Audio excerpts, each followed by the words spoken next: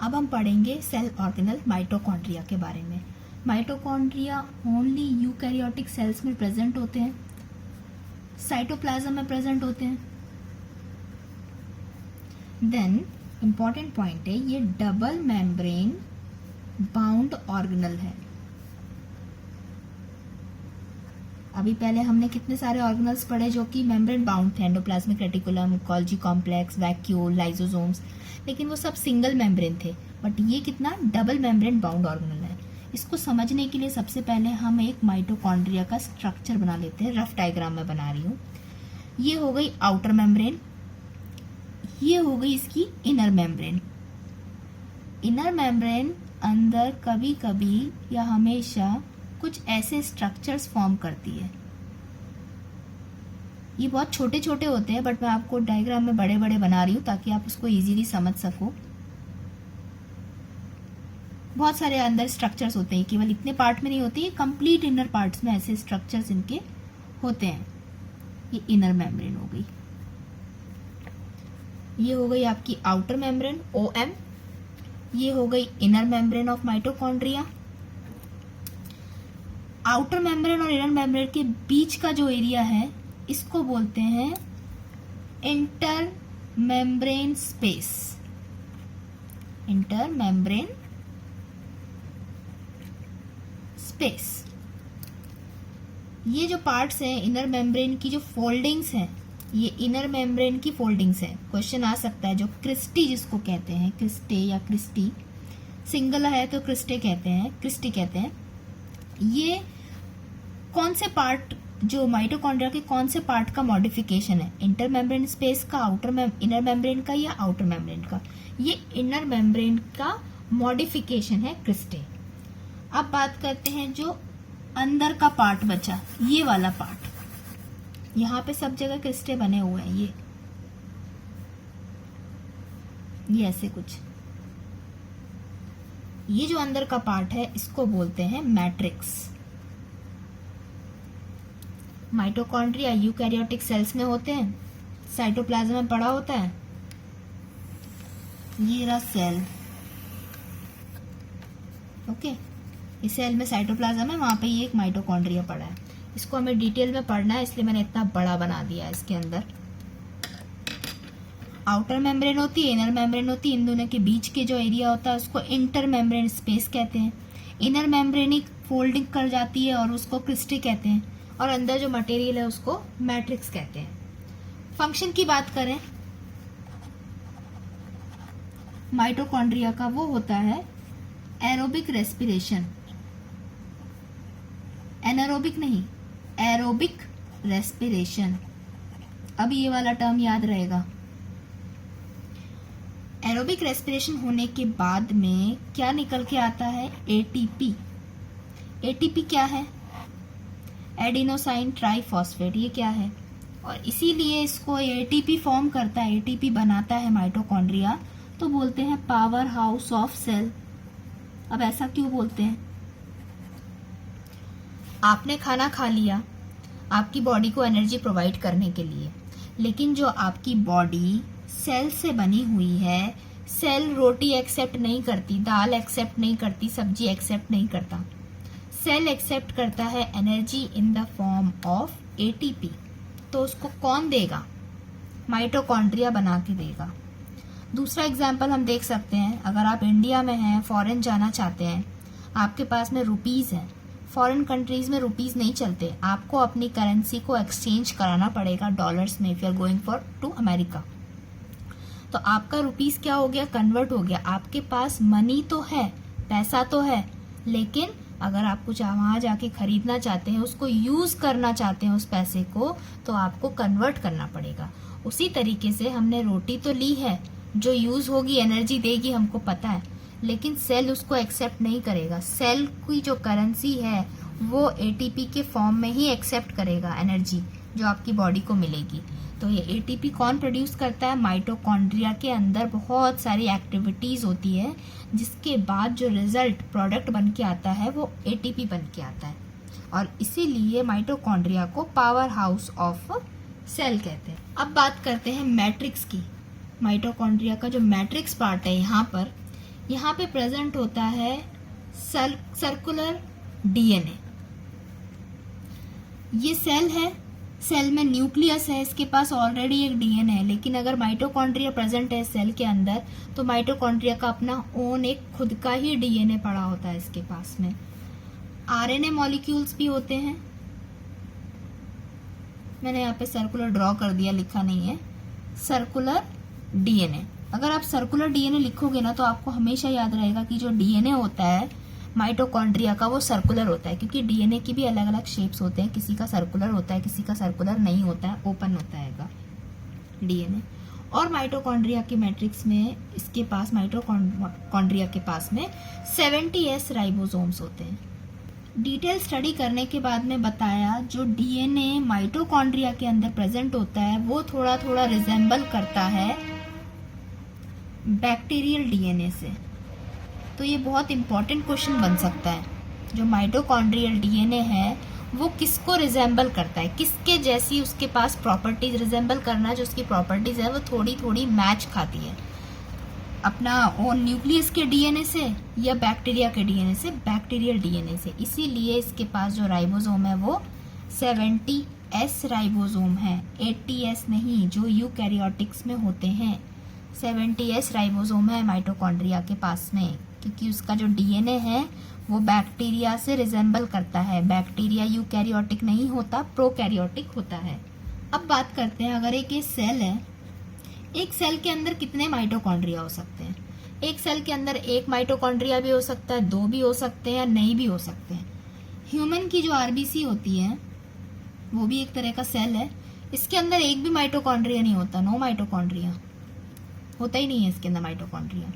वहीं हम ह्यूमन का अगर लिवर सेल की बात करें तो उसके पास अप्रॉक्सीमेटली 2000 माइटोकॉन्ड्रियाज प्रेजेंट होते हैं एक सेल के अंदर। एक सेल में, एक लिवर सेल में 2000 माइटोकॉन्ड्रिया। तो सोचो अगर हर एक माइटोकॉन्ड्रिया कितनी एटीपी बनाता होगा तो 2000 माइटोकॉन्ड्रिया कितनी एटीपी बनाएंगे। तो इस सेल, जो एक लिवर सेल है, वो कितनी एनर्जी प्रोवाइड करता होगा एक ह्यूमन बॉडी को। अब बात करते हैं क्रिस्टी की। जो क्रिस्टे होते हैं माइटोकॉन्ड्रिया का एक स्ट्रक्चर है, इसका फंक्शन होता है सरफेस एरिया को इंक्रीज करना। सरफेस एरिया कौन इंक्रीज करता है माइटोकॉन्ड्रिया का? इंटरमेम्ब्रेन स्पेस करता है कि मैट्रिक्स करता है कि क्रिस्टे करता है? क्रिस्टे करता है, ये इसका आंसर है। पहला फंक्शन तो मैंने बताया कि एरोबिक रेस्पिरेशन होता है माइटोकॉन्ड्रिया का। एक और एक फंक्शन होता है, आप एक्स्ट्राज में इसको समझो, याद मत रखो, बस समझ जाओ।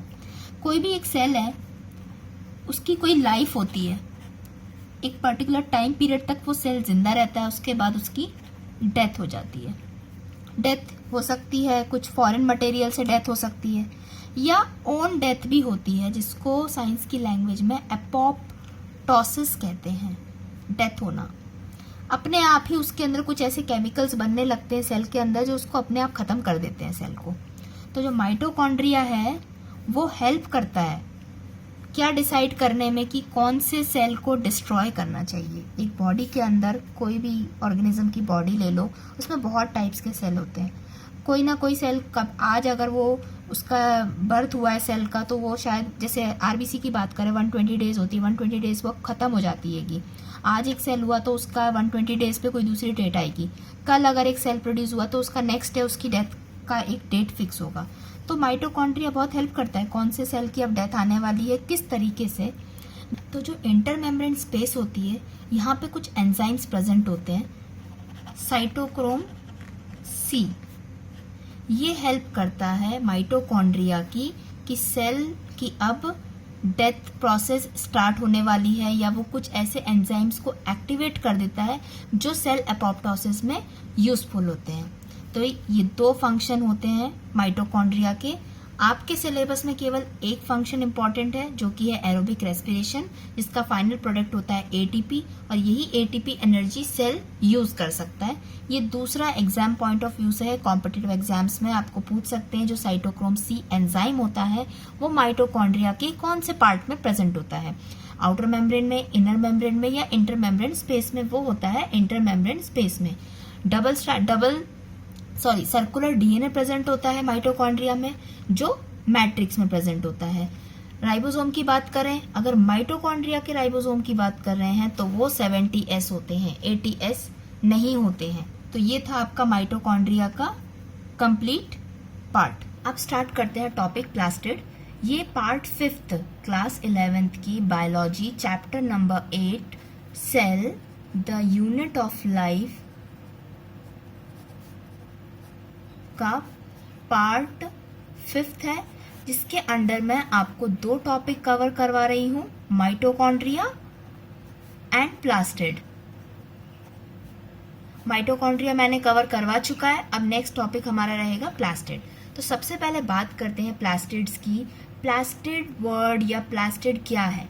प्लास्टिड सेम एज माइटोकॉन्ड्रिया की तरह डबल मेम्ब्रेन स्ट्रक्चर है, double membrane organelle. Like mitochondria की तरह ये भी सेल में प्रेजेंट है। कहां पर? ये भी प्रेजेंट है साइटोप्लाज्म ऑफ द सेल। तो फर्स्ट हो गया जो प्लास्टिड है, वो भी माइटोकॉन्ड्रिया की तरह ही डबल मेम्ब्रेन ऑर्गेनेल है, किसी भी सेल के साइटोप्लाज्म में प्रेजेंट होता है। ओके, अब बात करते हैं इसकी जो प्लास्टिड्स हैं ये कौन से सेल्स में प्रेजेंट होते हैं। ये प्रेजेंट होते हैं प्लांट सेल्स में, एल्गी में एंड यूकैरियोटिक सेल्स में। प्लास्टिड्स फंगस में प्रेजेंट नहीं होते, बैक्टीरिया में प्रेजेंट नहीं होते, ये प्रेजेंट होते हैं प्लांट सेल्स में, एल्गी में एंड यूकैरियोटिक सेल में। इसका क्या फंक्शंस होता है? इसका फंक्शन होता है प्लास्टिड का, किसी अगर ये प्लांट में प्रेजेंट है या एल्गी में प्रेजेंट है, फूड को मैन्युफैक्चर करने में हेल्प करना और इसके स्टोरेज में।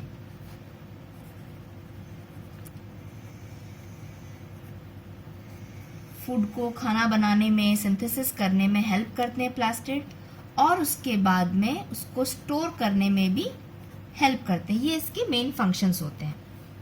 अब बात करते हैं डिस्कवरी की। किसने डिस्कवर किया प्लास्टिड्स को सेल के अंदर? प्लास्टिड को हैकल ने फर्स्ट टाइम डिस्कवर किया था। अब हम डिटेल में पढ़ते हैं प्लास्टिड्स को कि प्लास्टिड्स किस तरीके से फूड मैन्युफैक्चर में हेल्प करते हैं और स्टोरेज में हेल्प करते हैं। तो सबसे पहले हमें ये पता होना चाहिए जो प्लास्टिड्स होते हैं, जो कुछ ऑर्गेनल्स हैं किसी भी सेल के साइटोप्लाज्म में पड़े होते हैं, ये 3 टाइप्स के हैं, मेनली 3 टाइप्स के हैं। फर्स्ट है क्लोरोप्लास्ट, सेकेंड है क्रोमोप्लास्ट एंड थर्ड है ल्यूकोप्लास्ट। अगर ये 3 टाइप्स के हैं तो ये किस बेसिस पे इनको 3 डिफरेंट पार्ट्स में डिवाइड किया है? Based upon the pigment present in them. Pigments present in plastids. Plastids जो डबल मेम्ब्रेन ऑर्गेनल है, इसके अंदर कुछ ऐसे पिगमेंट्स होते हैं जो डिफरेंट टाइप्स के पिगमेंट्स हैं। इनके पिगमेंट्स डिफरेंट है, इसलिए इनको डिफरेंट टाइप्स बोला गया है। सबसे पहले हम बात करते हैं क्रोमोप्लास्ट की, क्लोरो की नहीं, क्रोमोप्लास्ट की, क्योंकि ये सबसे इजी है इसलिए इसको मैं पहले ले रही हूँ। क्रोमो मीन्स होता है कलर। क्रोमो वर्ड का मीनिंग होता है कलर। इट मीन्स ऐसे प्लास्टिड्स जिनके अंदर डबल मेम्ब्रेन ऑर्गेनल है ये, इनके अंदर कुछ ऐसे पिगमेंट्स हैं जो किसी भी प्लांट के पार्ट को या एल्गी के पार्ट को या कोई यूकैरियोट्स को कलर प्रोवाइड करते हैं, तो उन प्लास्टिड्स को क्रोमोप्लास्ट कहते हैं। एग्जाम्पल हम बात करते हैं फ्रूट्स की, ओके, वेजिटेबल्स की, या फिर कोई ऐसा प्लांट का पार्ट जो काफी कलरफुल होता है, फ्लावर्स की, फ्लावर्स बहुत डिफरेंट टाइप्स के कलर्स के होते हैं। फ्लावर क्यों कलरफुल होते हैं? लीव्स हमेशा ग्रीन क्यों होती है? फ्लावर्स कलरफुल, वेजिटेबल्स भी कलरफुल होते हैं, फ्रूट्स भी कलरफुल इसलिए होते हैं क्योंकि जो इनके सेल्स होते हैं उसमें जो प्लास्टिड्स होते हैं उसमें कलर गिविंग सब्सटेंस पड़ा होता है, पिगमेंट्स पड़े होते हैं, इसलिए उनको कलर देता है। अगर हम बात करते हैं एप्पल की, एप्पल होता है रेड कलर का, तो इट मीन्स रेड कलर के पिगमेंट्स पड़े हैं क्रोमोप्लास्ट में, इन द सेंस प्लास्टिड्स में, और ये प्लास्टिड्स वो सेल्स के अंदर हैं जो एप्पल के अंदर प्रेजेंट है। अब बात करते हैं फ्लावर्स की। मैरीगोल्ड का कलर होता है येलो, रेड मैरीगोल्ड नहीं होता, पर्पल कलर का मैरीगोल्ड नहीं होता, क्योंकि इसके अंदर येलो कलर के क्रोमो पिगमेंट्स हैं क्रोमोप्लास्ट में। जो क्रोमोप्लास्ट प्लास्टिड है वो सेल के अंदर प्रेजेंट है। ये है सेल, ये है एक प्लांट सेल, किसी प्लांट का हमने सेल को हम पढ़ रहे हैं। ये प्लांट सेल के अंदर ये हैं कुछ प्लास्टिड्स, डबल मेम्ब्रेन, इसके अंदर पिगमेंट्स प्रेजेंट हैं जो कलर देते हैं इस सेल को, और इस सेल से दूसरे पार्ट्स में, अगर ये सेल फ्लावर पार्ट में पड़ा है, किसी प्लांट के फ्लावर के जो पार्ट है उसमें ये सेल प्रेजेंट है, तो उस फ्लावर को ये कलर जो दे रहा है वो प्लास्टिड दे रहा है। कौन सा प्लास्टिड दे रहा है? क्रोमोप्लास्ट प्लास्टिड दे रहा है। तो आपसे क्वेश्चंस आते हैं कॉम्पिटिटिव एग्जाम्स में कि अगर कोई फ्लावर का कलर ऐसा है या फ्रूट का कलर ऐसा है तो उसमें कौन सा टाइप का प्लास्टिड प्रेजेंट है? ल्यूकोप्लास्ट प्रेजेंट है, क्लोरोप्लास्ट प्रेजेंट है, या क्रोमोप्लास्ट प्रेजेंट है? तो आंसर होगा क्रोमोप्लास्ट। जहाँ कहीं पर भी कलर से रिलेटेड कुछ भी चीज़ आती है और प्लास्टिड से रिलेटेड क्वेश्चंस आता है तो आप आंख बंद करके क्रोमोप्लास्ट पे टिक कर सकते हो। फाइन। नेक्स्ट हम डिटेल में पढ़ेंगे क्लोरोप्लास्ट को और ल्यूकोप्लास्ट को। ये बहुत सिंपल टॉपिक था, क्रोमोप्लास्ट इसलिए मैंने पहले लिया। अब जो दोनों बताने वाली हूँ क्लोरो एंड ल्यूको, वो थोड़े से एडवांस लेवल के हैं और डिटेल स्ट्रक्चर आपको पढ़ना होगा। उससे पहले थोड़ा सा फिर से याद कर लो माइटोकॉन्ड्रिया के बारे में मैंने क्या पढ़ाया था। माइटोकॉन्ड्रिया भी सेम प्लास्टिड की तरह डबल मेम्ब्रेन स्ट्रक्चर होता है। आउटर मेम्ब्रेन, इनर मेम्ब्रेन होती है, अंदर उसके भी मैट्रिक्स होता है, डीएनए प्रेजेंट होते हैं, राइबोसोम्स होते हैं और कुछ ऐसे स्ट्रक्चर्स होते हैं। और माइटोकॉन्ड्रिया का मेन फंक्शन होता है एनर्जी को रिलीज करना in the form of ATP. मैं ये इसलिए बता रही हूँ क्योंकि जब आप क्लोरोप्लास्ट पढ़ोगे तो क्लोरोप्लास्ट एंड माइटोकॉन्ड्रिया के डिफरेंस बिटवीन पे बहुत सारे कॉम्पिटिटिव एग्जाम्स में क्वेश्चंस पूछे जाते हैं। तो जब आपको क्लोरोप्लास्ट समझना है तो पहले माइटोकॉन्ड्रिया को समझ आना चाहिए पूरी तरीके से, तभी आप इन दोनों जो सेल ऑर्गेनल्स हैं इनको आप कंपेयर कर पाओगे। Okay fine. तो हम स्टार्ट करेंगे नेक्स्ट क्लोरोप्लास्ट के बारे में। तो चलो अब समझते हैं क्लोरोप्लास्ट को। क्लोरोप्लास्ट क्या है? क्लोरोप्लास्ट भी एक प्लास्टिड है। प्लास्टिड है तो इट मीन्स कितना मेम्ब्रेन है इसके अंदर? 2 मेम्ब्रेन है क्लोरोप्लास्ट में। क्लोरोप्लास्ट का कलर कैसा होता है? इसके अंदर भी पिगमेंट है कि नहीं है? इसमें भी पिगमेंट्स प्रेजेंट हैं। क्रोमोप्लास्ट में पिगमेंट्स थे जो कलर प्रोवाइड करते थे। इसमें कैसे पिगमेंट्स हैं? इसमें जो पिगमेंट्स हैं वो ओनली ग्रीन कलर के हैं। तो इट मीन्स क्लोरोप्लास्ट जो भी सेल में प्रेजेंट होगा वो उस पार्ट को ग्रीन कलर प्रोवाइड करेगा। तो मैक्सिमम जो क्लोरोप्लास्ट होते हैं वो लीव्स में होते हैं, पत्तियों में, किसी प्लांट्स की, पेड़ की जो पत्तियां होती हैं उसके अंदर जो प्लास्टिड्स होते हैं वो मैक्सिमम जो होते हैं क्लोरोप्लास्ट होते हैं, इसीलिए लीव्स हमेशा ग्रीन दिखाई देती हैं। अब बात करते हैं लीव्स के कौन से सेल्स में। अगर आप एक लीफ की बात करेंगे, ये लीव्स हैं, अगर आप इनकी बात करेंगे तो ये लीफ के अंदर ओनली क्लोरोप्लास्ट नहीं होता है, इसमें बहुत डिफरेंट टाइप्स के सेल्स होते हैं। तो इसमें जो सेल्स जिसके अंदर क्लोरोप्लास्ट प्रेजेंट होता है उनको कहते हैं मीसोफाइल सेल्स। मीसोफिल सेल्स के अंदर ही क्लोरोप्लास्ट प्रेजेंट होता है। अब बात करते हैं क्लोरोप्लास्ट के स्ट्रक्चर की। ये तो हो गया लोकेशन। ये क्या है? लोकेशन। आप कोई भी सेल ऑर्गेनल के बारे में पढ़ रहे हैं तो पहले आपको पता होना चाहिए उसका स्ट्रक्चर, सिंगल मेम्ब्रेन है, डबल मेम्ब्रेन है। सेकंड पता होना चाहिए उसका लोकेशन, वो सेल के अंदर तो प्रेजेंट है क्लोरोप्लास्ट लेकिन ये सेल कहाँ पे प्रेजेंट है। थर्ड पता होना चाहिए आपको उसका फंक्शन। फंक्शन हम लास्ट में पढ़ेंगे, बिकॉज अगर आप स्ट्रक्चर को समझोगे तो आपको फंक्शंस इजीली याद हो जाएंगे। अब बात करते हैं स्ट्रक्चर ऑफ क्लोरोप्लास्ट की। इसका स्ट्रक्चर डबल मेम्ब्रेन है। ये ओवल भी हो सकता है, कभी कभी अगर एक जो ओवल होता है, ये इसको हम ओवल कहते हैं, अगर ये थोड़ा सा ऊपर से और नीचे से आप दबा दो ओवल को तो ये थोड़ा चपटा हो जाएगा, फ्लैट हो जाएगा। तो इसका स्ट्रक्चर कैसा हो जाएगा? बाइकॉन्केव। ओवल भी होता है, बाइकॉन्केव भी होता है। तो ये मैं बना रही हूं स्ट्रक्चर। ये बन गई मेरी आउटर मेम्ब्रेन। दो मेम्ब्रेन है ना, तो एक आउटर होगी और एक इनर होगी। इसके अंदर मैंने बना दी एक और मेम्ब्रेन, इसको हम नाम दे देंगे इनर मेम्ब्रेन। फाइन। अगर ये सेल के अंदर है, ये जो मैं बात कर रही हूं, ये क्लोरोप्लास्ट की एक सेल के अंदर पड़ा हुआ है। आप इसको ही सेल मत मान बैठना। ये मेरा रेड कलर का सेल है, जो मीसोफिल सेल हम बात कर रहे हैं, उसके अंदर ये मेरा क्लोरोप्लास्ट है। आउटर मेम्ब्रेन और इनर मेम्ब्रेन की जो बीच का स्पेस है, इसको कहते हैं inter membrane space. Same mitochondria की तरह है, आउटर मेम्ब्रेन है, इनर मेम्ब्रेन है, इसके बीच में भी स्पेस है, तो उसको इंटर मेम्ब्रेन स्पेस कहते हैं। देन इसके अंदर जो लिक्विड है, जो एक सेल के अंदर साइटोप्लाज्म होता है, तो इसके अंदर भी एक लिक्विड प्रेजेंट है। इसको हम साइटोप्लाज्म नहीं कहते, इसको हम कहते हैं स्ट्रोमा। तो स्ट्रोमा क्या है? It is a type of cytoplasm है, लेकिन वो प्रेजेंट है क्लोरोप्लास्ट के अंदर। अब इसके अंदर क्या है? स्ट्रोमा के अंदर, क्लोरोप्लास्ट के अंदर कुछ कॉइन्स लाइक स्ट्रक्चर होते हैं, जो एक के ऊपर एक बैठे होते हैं, स्टैक फॉर्म कर लेते हैं। ये सिंगल कॉइन है, सेकेंड, थर्ड, फोर्थ, फिफ्थ, तो ये स्टैक बन गया। ये जो सिंगल कॉइन है, इसके स्ट्रक्चर्स बहुत सारे होते हैं, ऐसे एक के ऊपर एक के ऊपर एक। ये बना दिए मैंने। अब इनको जानते हैं, इनका क्या नाम है।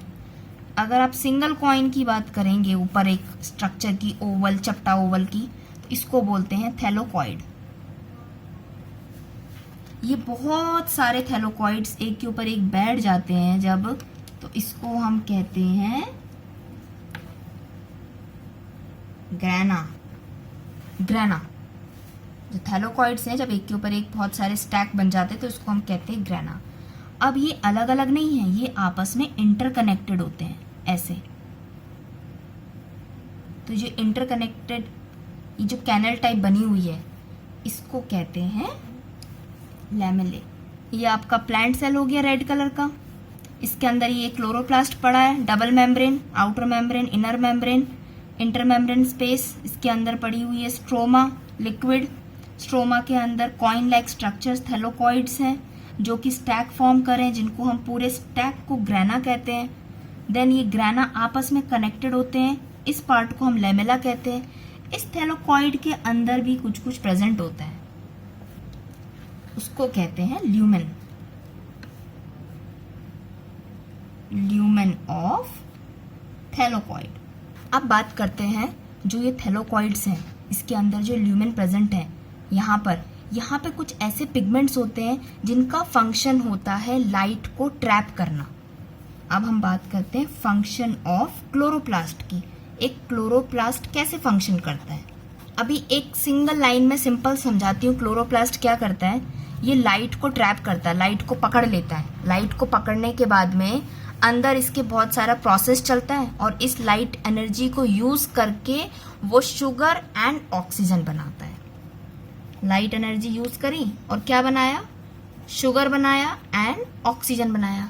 जो शुगर पार्ट है वो ये जो प्लांट सेल है खुद यूज कर लेगा, और जो ऑक्सीजन पार्ट है वो रिलीज कर देगा बाहर, और यही ऑक्सीजन हम यूज कर लेते हैं।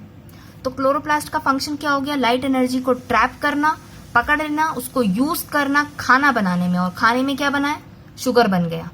और ऑक्सीजन। तो शुगर तो प्लांट खुद यूज कर लेगा और ऑक्सीजन छोड़ देगा। तो ये प्रोसेस को हम बोलते हैं फोटोसिंथेसिस। ये था फोटोसिंथेसिस, क्लोरोप्लास्ट का फर्स्ट फंक्शन।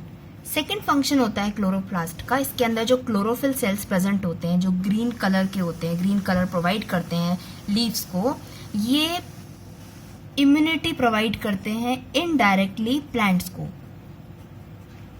प्लांट्स के पास लाइक हमारी तरह हमारी बॉडी में एक पर्टिकुलर इम्यून सिस्टम होता है, उसमें कुछ WBC सेल्स होते हैं जिनका काम होता है फाइट करना जो भी फॉरेन मटेरियल अगर हमारी बॉडी में आता हो जो हमें कुछ पर्टिकुलर डिसीज कॉज कर सकता है। प्लांट्स के पास में कोई वेल डेवलप्ड इम्यून सिस्टम नहीं होता है, इसीलिए जो प्लास्टिड्स के क्लोरोप्लास्ट होते हैं, क्लोरोप्लास्ट में जो क्लोरोफिल्स होते हैं वो हेल्प करते हैं प्लांट्स को इम्यूनिटी प्रोवाइड करने के लिए। थर्ड फंक्शन होता है synthesis of lipids, fatty acids. अब ये लिपिड्स एंड फैटी एसिड्स कहाँ बनते हैं? ये जो हमने स्ट्रक्चर पढ़ा है क्लोरोप्लास्ट का, इसकी आउटर मेम्ब्रेन है, इनर मेम्ब्रेन है। जो आउटर मेम्ब्रेन होती है क्लोरोप्लास्ट की वो सेमी पोरस इन नेचर होती है, इन द सेंस एक छोटे छोटे मॉलिक्यूल्स बाहर साइटोप्लाज्म में पड़े होते हैं, वो आउटर मेम्ब्रेन से होकर इनर मेम्ब्रेन और स्ट्रोमा में जा सकते हैं। Only small molecules, big molecules नहीं पास हो सकते क्लोरोप्लास्ट के अंदर। देन अब हम बात करते हैं जो इनर मेम्ब्रेन होती है, यहाँ पे कुछ ऐसी साइट्स होती हैं, साइट्स जगह, कुछ ऐसी साइट्स होती हैं जहां पर ये जो lipids and fatty acids synthesize होते हैं। एक और पॉइंट है, जो ये थैलोकॉइड्स प्रेजेंट होते हैं जिसको हम एक ग्राना कहते हैं, यहाँ पर एक पर्टिकुलर नंबर फिक्स नहीं है, बट हाँ आप अप्रॉक्स कह सकते हैं। एक ग्रानम में 10 to 20 थैलोकॉइड्स होते हैं, यानी कि जो कॉइन लाइक स्ट्रक्चर है इसकी एक लिमिट है, 10 से लेकर 20 के बीच में ये प्रेजेंट होते हैं। तो ये पहला फंक्शन हो गया फोटोसिंथेसिस क्लोरोप्लास्ट का, सेकेंड इम्यूनिटी प्रोवाइड करना, और थर्ड है synthesis of lipids and fatty acids में। तो ये बहुत कॉमन है, फोटोसिंथेसिस सभी को पता होता है। सेकेंड वाला पॉइंट इतना इंपॉर्टेंट नहीं है, ये कोई कॉम्पिटिटिव एग्जाम्स में नहीं पूछते इस पे क्वेश्चंस। थर्ड पॉइंट पे पूछा जाता है कि जो लिपिड्स एंड फैटी एसिड्स क्या सिंथेसाइज होते हैं क्लोरोप्लास्ट में, ट्रू और फॉल्स? हाँ ट्रू होते हैं।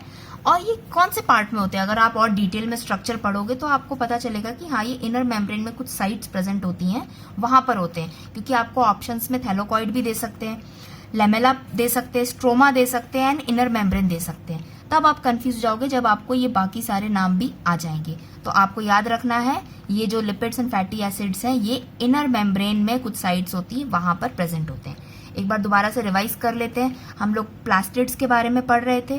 प्लास्टिड्स केवल प्लांट्स में होते हैं, एल्गीज में होते हैं और यूकैरियोट्स में होते हैं, फंगस में नहीं होते, बैक्टीरियाज में भी नहीं होते हैं। अब बात करते हैं प्लास्टिड्स। हमने 3 टाइप्स के पढ़ने हैं। फर्स्ट हमने क्रोमोप्लास्ट पढ़ लिया, जो कि कलर गिविंग सब्सटेंस उसमें प्रेजेंट होते हैं। फ्रूट्स, वेजिटेबल्स, फ्लावर्स के जो कलर्स होते हैं वो क्रोमोप्लास्ट की वजह से होते हैं, क्रोमो। देन हमने पढ़ा सेकंड में क्लोरोप्लास्ट, जो कि स्पेशली लीव्स के मीसोफिल सेल्स में प्रेजेंट होते हैं क्लोरोप्लास्ट।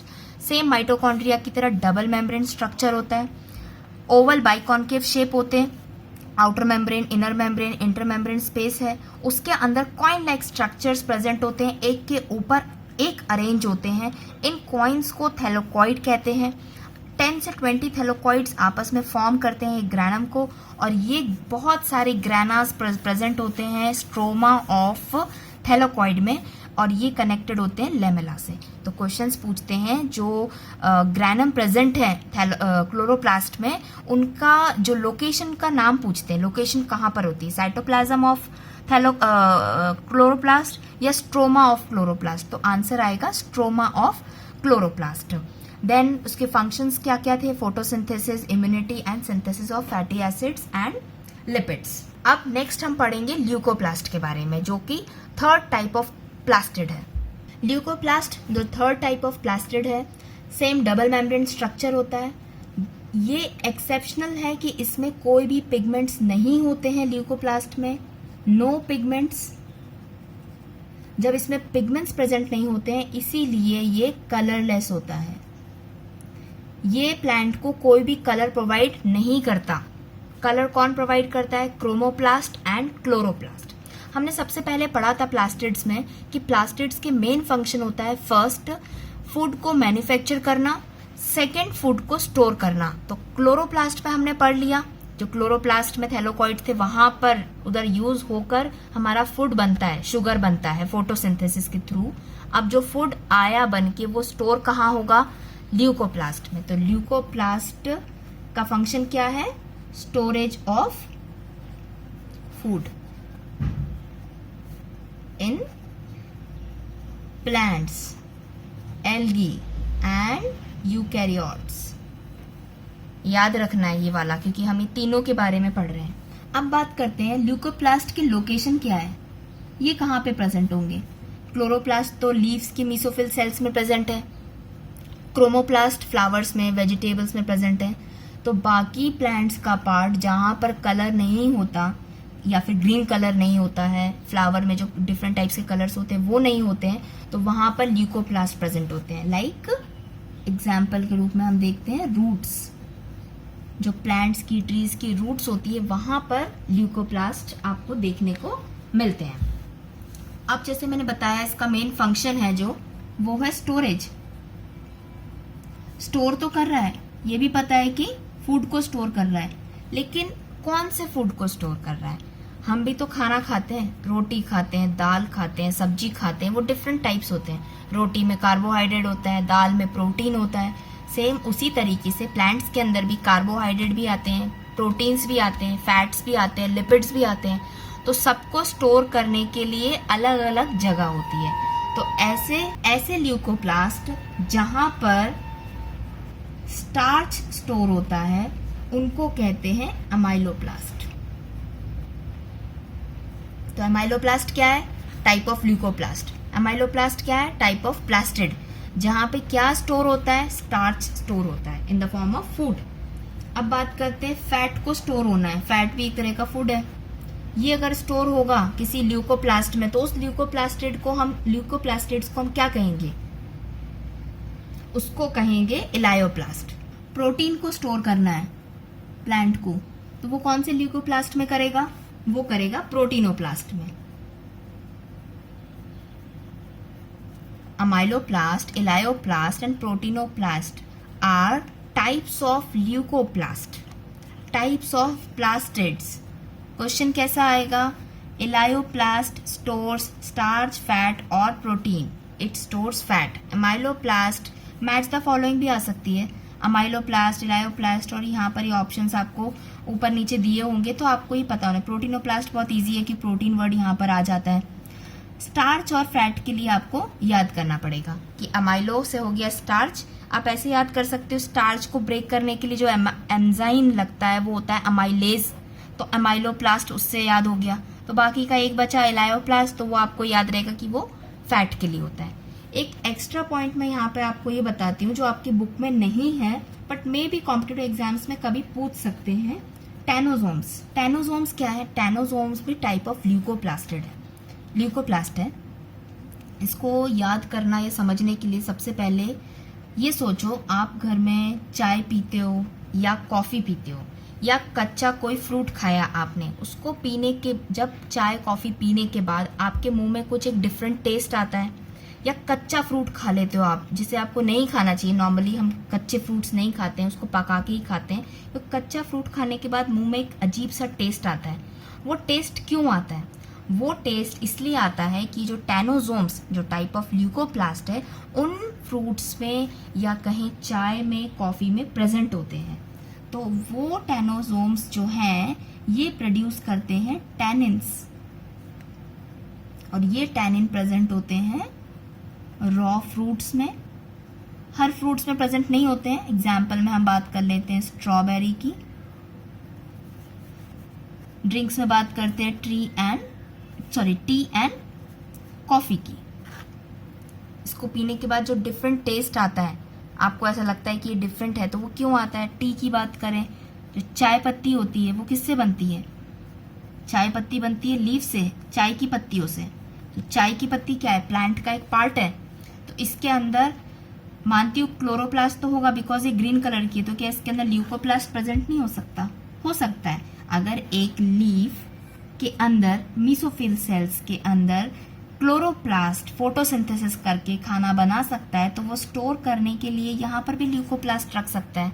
तो यहाँ पर जो एक ल्यूकोप्लास्ट है लीफ में, उसका नाम है टेनोसोम, और वो प्रोड्यूस करता है क्या, टैनिन प्रोड्यूस करता है, या उसके अंदर स्टोर हो जाता है टैनिन्स।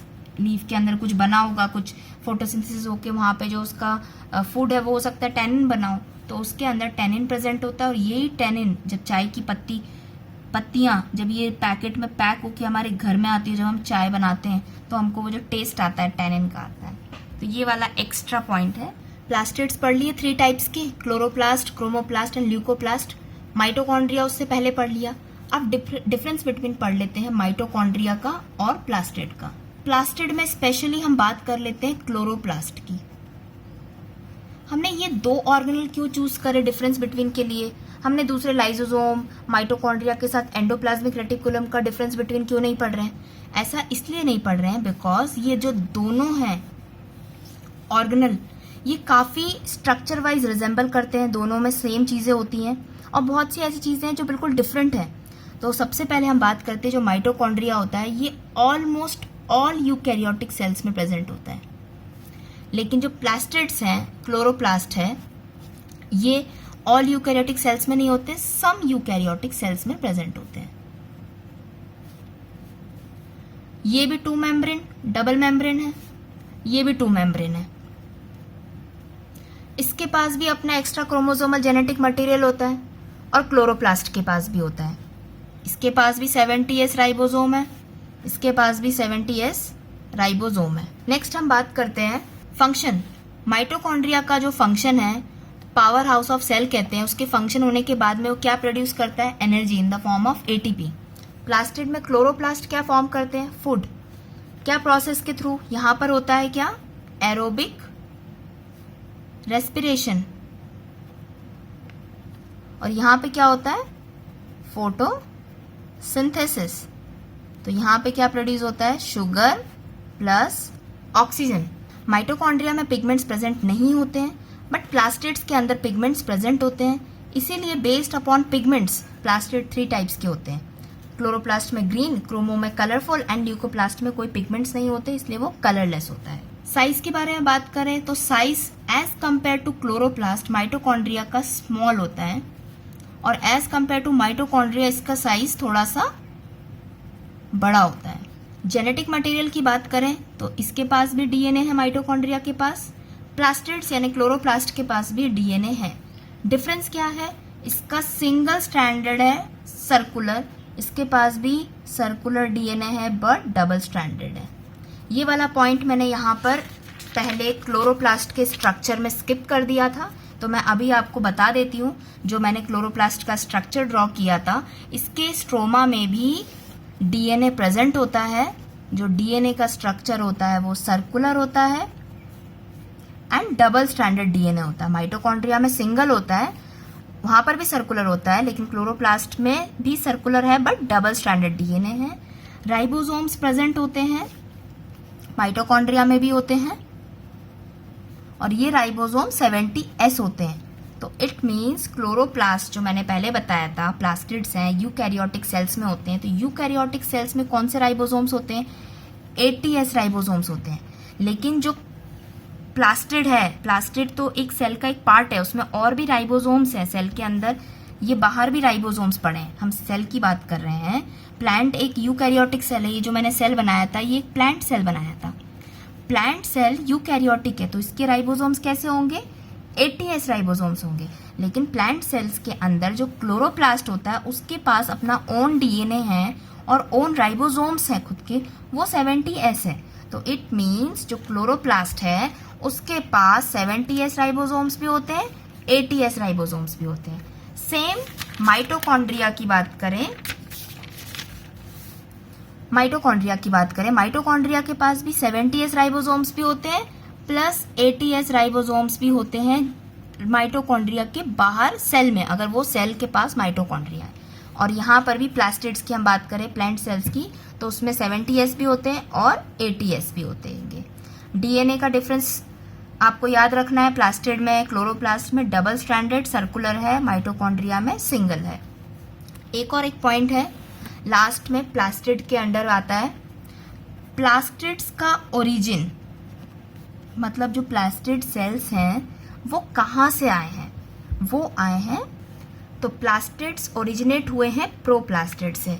ये वाला पॉइंट बहुत इंपॉर्टेंट है क्योंकि कॉम्पिटिटिव एग्जाम्स में क्वेश्चंस आते हैं। All the 3 types of plastids, chloroplast, chromoplast and leucoplast, have evolve from, किधर से आए हैं वो, क्रोमोप्लास्ट से आए, क्लोरोप्लास्ट से आए हैं या प्रोप्लास्टिड से आए, तो वो आए हैं प्रोप्लास्टिड से। और क्या क्वेश्चंस बन सकते हैं प्लास्टिड टॉपिक्स पे, ऐसा और क्वेश्चंस बन सकते हैं, which of the following species lack plastids, ऐसी कौन सी स्पीशीज होती है जिसमें प्लास्टिड्स प्रेजेंट नहीं होते हैं, तो आपको ऑप्शंस देंगे plants, animals, fungus and animals, bacteria, animals and fungi. तो जैसे मैंने पहले बताया कि प्लास्टिड प्रेजेंट होते हैं प्लांट्स में, एल्गी में एंड यूकैरियोट्स में, तो प्लांट्स में है present, bacteria, animals and fungus में प्लास्टिड्स प्रेजेंट नहीं होते हैं। फिर common feature of plastids and mitochondria, common क्या है, कॉमन है सबसे पहला पॉइंट 70s राइबोसोम दोनों में है, डीएनए दोनों में प्रेजेंट है, ये कॉमन पॉइंट है। और एक और पॉइंट है कि ये दोनों डबल मेम्ब्रेन स्ट्रक्चर है। और क्वेश्चंस हो सकते हैं प्लास्टिड से रिलेटेड कि plastids are present in only plants, only animals, only euglenoids या ओनली एल्गी, तो आपको ऐसे ऑप्शंस देखने हैं जिसमें प्लांट और एल्गी दोनों प्रेजेंट हो। देन बात करते हैं which of the following cell organelles are found only in plant cells, ऐसा कौन सा ऑर्गेनल है किसी सेल के अंदर जो only and only plant cell के अंदर प्रेजेंट होता है, क्या वो माइटोकॉन्ड्रिया है, क्या वो एंडोप्लाज्मिक रेटिकुलम है, क्या वो पैरोक्सिसोम्स है या प्लास्टिड है, तो उसका आंसर होगा प्लास्टिड। प्लास्टिड एक ऐसा डबल मेम्ब्रेन सेल ऑर्गेनल है जो ओनली प्लांट सेल्स में प्रेजेंट होता है। फिर plant cells and animal cell में क्या डिफरेंस होता है, उन दोनों में ऐसी क्या एक चीज है जो एक में प्रेजेंट है और एक में नहीं है, तो आपके ऑप्शंस में आ सकते हैं vacuole, centrosome, plastid and Golgi body, तो ऑब्वियसली आपका आंसर होगा प्लास्टिड्स। तो ऐसे बहुत सारे क्वेश्चंस बनते हैं। ये चैप्टर जब एंड हो जाएगा उसके बाद में ऐसे बहुत सारे क्वेश्चंस की मैं लिस्ट लेकर आऊंगी एक वीडियो में, जिसमें आपको जो कॉम्पिटिटिव एग्जाम्स में क्वेश्चंस पूछे जाते हैं उससे रिलेटेड और भी क्वेश्चंस होंगे, वो सारे मैं आपको समझाऊंगी और बताऊंगी।